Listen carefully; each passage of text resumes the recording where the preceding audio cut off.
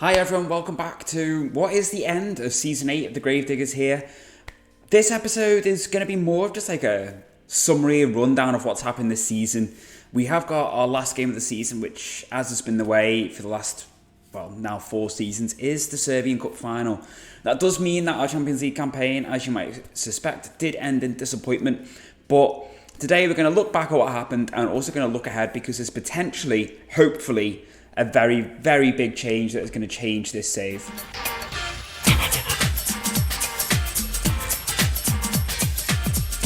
Yes, hi everyone, welcome back. And you will notice that the background may seem a little bit different. I'm in a different room today. The acoustics might be a little bit different as well. Just a one-off thing. Just had to do a slight little change around in the new house. So, where do we start? So we came champions once again, 4th year in a row. For a time, it looked like it was going to be a lot closer than it was. We kicked off the groups, the final league phase, top 2 points clear of Vojvodina, 4 points clear of Red Star, and 6 points clear of Stankom. Now, we beat Vojvodina in the first game, and then we played Stankom, and we lost 2-0. Real smash and grab game. I'll touch on that in a second. But what happened at the same time was Vojvodina were playing Red Star. And if Red Star had have won, they would have gone a point behind us. But what happened was Vojvodina had a man sent off inside about 3 minutes. And you think, well, obviously Red Star surely going to capitalise on that. They ended up losing 4-1 to the 10 men. We then beat Red Star. And then after that, we kind of didn't really look back. Champions League terms, we came 26th, narrowly missing out. I thought we were really unlucky, to be fair. I know it's really disappointing for us the second season in a row not get through. But when you think we actually came up with Leipzig, Sporting, Bayern Munich, Real Sociedad and Monaco, obviously there were other teams out there who had, pretty shocking campaigns. But I have reasons to be optimistic because after our last game, when we lost to Porto 1-0, we then played Napoli at home. And you will notice that at one point we were actually 3-1 down, and then we pulled it back in the second half to 3-3. And then we followed this up with a 2-1 win at home to Atletico Madrid, before beating Astana 2-0 away, which, to be fair, we kind of expected to do anyway. Then we played Milan at home, and we were 2-1 down at half-time before Raul Walter made it 2-2 in the 82nd minute. But before we could really properly get the bus in place and sort of really try and sort of shut up shop, because I wanted to give us a couple of little minutes to see if we could carry that momentum through, because we were playing really, really well. Made a couple of changes. We brought Walter on and we brought Macetic on, and they combined for the equaliser. But yeah, literally 89th minute, Pietro Pellegrini smashed one in to make it 3-2. And unfortunately, we went to Paris and PSG got their revenge for the 2-1 defeat that they'd suffered at our hands a couple of seasons prior, beating us 3-0 with 3 first half goals. And as you can see from the stats, it was more than they deserved. While obviously it has to go down as a disappointing campaign, I think if you look, apart from the PSG game, you only ever lost by a 1-goal deficit. And they're against some good teams. So with the hopeful change that I think is going to come our way this season, next season, I'm optimistic that we can start really mixing with the big boys on a more regular basis. And what change is that you're talking about, Tom? What is it you keep going on about? Well, a couple of episodes ago, maybe, I can't remember when, someone commented saying that they found that Serbia usually joins the EU in 2030. Now, we are in 2030 currently, so I did do a little bit of digging. I found a community post on the Sports Interactive forums, and they said that, Serbia joins the EU in June of 2030, which means that we go from only being allowed 4 foreign players in the starting 11 to being allowed 4 non-EU players in the starting 11. What that means, Dennis Simon, for example, will no longer count as a foreign player. It also means that Romanchuk shouldn't count as a foreign player. Same with some of our new signings, our old signings like Stefano Stridi. Raul Walter won't count as a foreign player. Voronkov, a new signing we made in the January, he won't count. And neither will Javi Granados, who is a player that we've been watching for a good, in fact, I'll pull up his full profile, probably a good 18 months. He won the Next Gen, I think, in like 2028 or something like that. And we've been watching him for a while. He was valued quite highly by Valencia. and then he requested to be transfer listed. And we managed to buy him for 63 mil in the January, a large chunk of money. He's currently unhappy because he's not played as much as he wants to, but he did have a spell where he wasn't playing as well, which is kind of why he dipped out a little bit. So we've got to try and basically just win him round, because he's like, oh, I don't want to be another player that's just sort of, broken promise, blah, blah, blah. But he's guaranteed game time next season, like every week, if that EU thing does happen. And then hopefully with the likes of him and our other players, we will be able to compete, and we should start really dominating the league, but also the rest of the Serbian clubs should be able to start competing in Europe at a higher level as well. We actually had Red Star finish 8th in the Europa League, and they got knocked out in the round of 16 on penalties by Nordsjælland. So we did do some other transfer business. So we signed Santiago Barreiro in the January as well. He had a £6 million release clause which was expiring, and we figured we might as well get him in. He's a good player. He's 22, but he's got some really good technicals and some decent physicals, which will certainly make him a useful striker to have. We just want him to work out that consistency, but he likes big matches, and if the worst, he'll be a good player to bring off the bench in a big game. Another striker we signed was Federico Martinez. He came in from Boca for 4.2 mil. He's had a great start to his time here. As you can see, 4 goals and 3 in the cup, 4 in the league, 3 in the cup. So that's 7 goals from a total, 8 appearances, 4 off the bench. So yeah, he's been really good as well. Vitaly Voronkov, we've touched on. This was a double signing, a signing for 2 reasons. He was happy to come in as a squad player. Plus, also, he was Ukrainian, so we have a promise to Romanchuk that we will sign a player to help him settle. So we thought we'll sign a fellow Ukrainian international, but it doesn't seem to have had the effect we wanted. But he is a very good player. He's someone who I think could basically be that one of the main sort of number 6s for us, probably alongside Ezequiel Perez, who is also unhappy for the same reasons that Granados is unhappy. But I think we can work this through. With these 2 players, and they can, once they realise that next season they're going to be playing pretty much all the time, we should be laughing. And the last main signing I would say really is Ahmed Kazimi. He came in, or he's coming in from Wolfsberger. He stayed out on loan there for the second half of the season, and he's going to join. Well, I think he's here now. I think he's actually joined now. As you can see, he's got real pace. So yeah, really, really good option for us. In terms of January outgoings, there was only really one big one, and that was Sahid Abina. So Fiorentina literally kept bidding for him, and then we managed to basically, in the end, negotiate them up to 11.25 mil. So we are making a slight loss, but at this point, we were kind of struggling to get him in regularly. He was kind of stagnating a little bit, and he would have still counted it. This was before we knew about the EU situation, but he just wasn't playing enough, and it just made sense to sell him now before his value dropped. The eagle-eyed of you will have noticed that Marek Hishek had a transfer mark next to him, and that's because he is leaving in the summer. So he played for us quite a lot in the first half of the season, played a lot in the Champions League as well, as you can see. But and then I think he was injured, so he didn't play week in, week out to begin with. But him and Romanchuk basically became our main number 1 defensive pairings.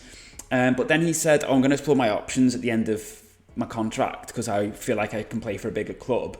And I was like, also, by the way, I think I have found a way around this. So I found recently hammering the dynamics and the relationship with the manager or the rest of the squad seems to actually invariably make them back down. But it didn't work for him because he was like, no, I want to play for a bigger team. And then he was like, you know what, actually, I am just going to leave on a free. I'm not considering my options anymore. I am just leaving on a free. So I've had to sell him, and he's going to Hamburg for 10 mil. In total, so it's we're making a profit on him, but could have been better. But he's swapping Partizan in a Champions League playing team to go and play in the Zweite Bundesliga with Hamburg. A signing we did a while, but one that's actually really fortuitous for us that they've just joined is Edelson. So we signed him quite a while ago, but he just had to wait to arrive. But thankfully he joined the club about 4 or 5 days ago. Now, the World Cup is literally just starting now. I think it's the World Cup, yeah. And Dennis Simon is away with Germany. So, and as is Victor Lopez, he's away with Argentina. So he had the same situation we had 2 years ago when we played Red Star, where we were going to have to throw in a youth keeper. But thankfully, we've got Edelson, who's more than capable, I think, of just going straight in. In terms of the dev centre, Teleoptic basically didn't seem to have any games the second half of the season. So we just arranged an absolute shed load of friendlies for them. which hopefully you'll see. As you can see, they went pretty well. And you'll notice Vukovic, Bucknor, whereas the Milos Dordovic have all been in the goals. And these are players who I think could potentially have a future in our first 11. So Damian Vukovic, we've touched on before. Milos Dordovic looks like he could be a decent little number 10. And Carlos Bucknor is hopefully going to be a decent little wing option for us if he continues his development. We'll probably try and find like a loan deal to them next season. Bucknor spent the first half on loan at our feeder club, our affiliate club, Radnički 1923, but they got promoted this season, so we won't have them next season, but we'll try and find another top flight championship team which we can loan him out to. And that brings us nicely onto the cup final. So there are no restrictions on squad for this, so it means we can literally play whoever we want.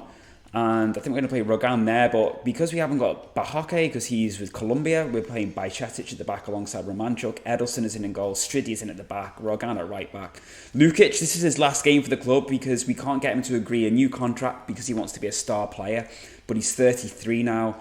I can't guarantee him that level of game time next season, so rather than have a highly influential player become unhappy, he's probably going to leave unless he changes his mind and can agree to our demands. Perez and Granados, the two unhappy players, they're going to play. Hopefully they will not let that affect their performance. And Jovic on the left, Stresh on the right, because Mansir is just coming back from an injury. And then we're going to go with Dela Basic up top this time.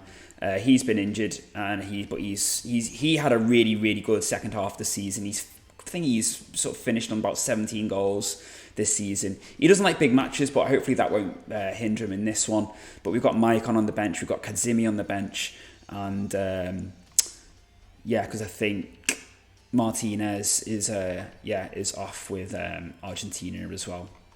So massive game. This will be a fourth double in a row if we win this. Going up against our rivals Red Star, so let's get the job done, everyone. And it's an early corner.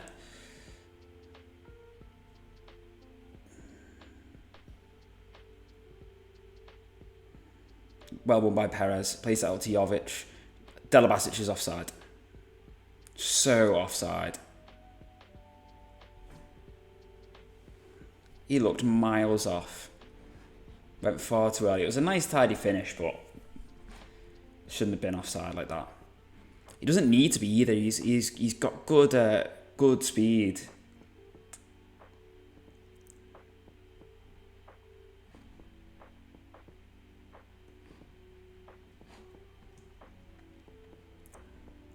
But yeah, assuming that EU membership goes through, that is really going to change how we play this save. Lukic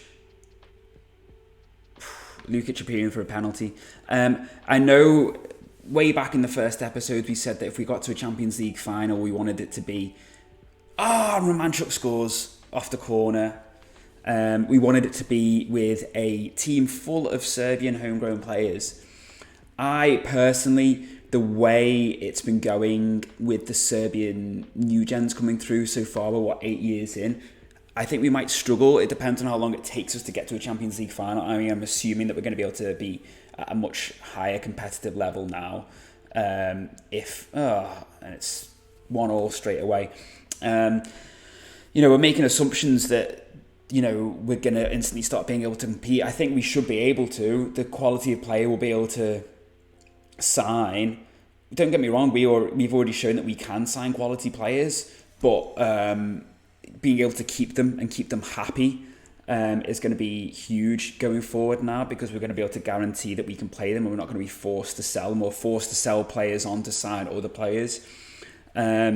So I'm hopeful that, it's going to revolutionise the way we play the save, but I do worry that, if we're fortunate enough to get to a Champions League final in a few seasons, or, get close, if we can start competing at that level, which I think we did show this season that we're not that far.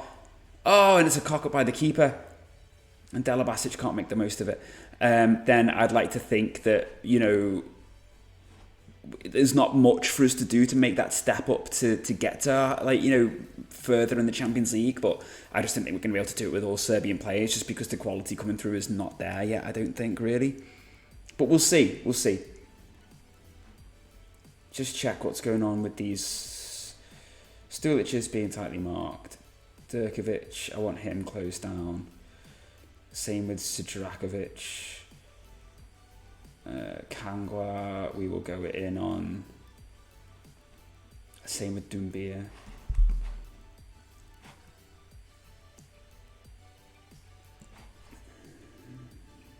So yeah, like I've gone from being very sort of down and out over this save a little bit because I was sort of worried that it was stagnating a little bit. What a save from Edelson. I was feeling like we were really struggling to make progress to potentially all of a sudden having a huge bit of news which is going to completely revolutionise this save. Jovic gets crowded out. Shresh is not having a good game. Thankfully, I think we've got Mecetic back now. He's been injured for a while, yeah. Shresh is having a really poor game. So Mecetic will come on, who has been, again, kind of like Dela Basic inspired in the second half of this season. You know what? I'm going to give Kazimi his start. I'm going to see how his pace does. Lukic can come off for Stacey, and we'll leave it at that for now. Might be a bit of a bold on throwing Kazimi in for his first game off like this in such a big match, but I'm interested to see how that pace will do against this back line at this stage of the game. And here's Granados, feeds it to Kazimi. Lovely turn. Lovely pass. Here's Jovic. Oh, it hits the post. He chips the keeper and it hits the post. And it's going to be Kazimi with the free kick? Surely not. Chance to make himself a hero? No, over.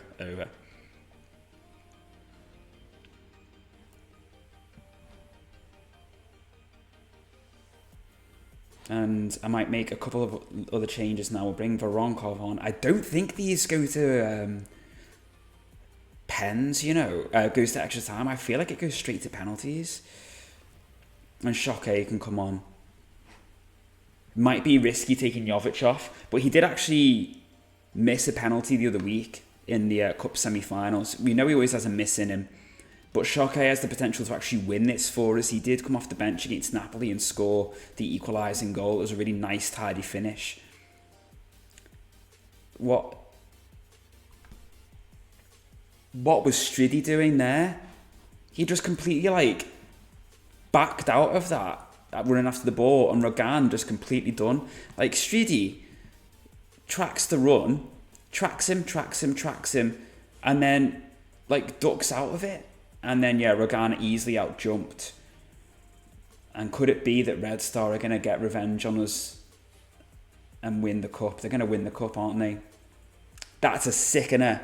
Absolute sickener. I don't want to see them celebrate. We don't need to see that. So disappointing end of the season there, really, not winning the cup again. But you know what? We won the league. We're guaranteed Champions League. We've got Vojvodina coming with us if they can get through the playoffs. We've got Red Star going into the Europa League, Stankom and Javon Matis going into the Conference League. Stankom were competitive in the Europa League this season, so I'd like to think that even though they didn't get out of the group phase, they weren't the league phase, they weren't far off. So hopefully in the Conference League they'll do a little bit better. In terms of coefficients, we are going to be starting at a disadvantage over Austria next season. They're going to start with slightly more coefficient points than us, so the pressure's going to be on to make sure that we don't slip further, really. I'm hoping that is not going to affect us this season, because if it does, we are going to lose that automatic spot. But I think we'll drop to 11th. So actually, it shouldn't change too much in regards to the overall sort of the teams qualifying at what stage and stuff. But yeah, we're going to have a big effort next season from everyone. But yeah, I hope you've enjoyed the episode, everyone. Sorry it's been a while. Since you last saw it again. But I hope you've enjoyed this, even though it was a disappointing outcome, but we've got lots to look forward to, and I'll see you all very soon. Bye for now.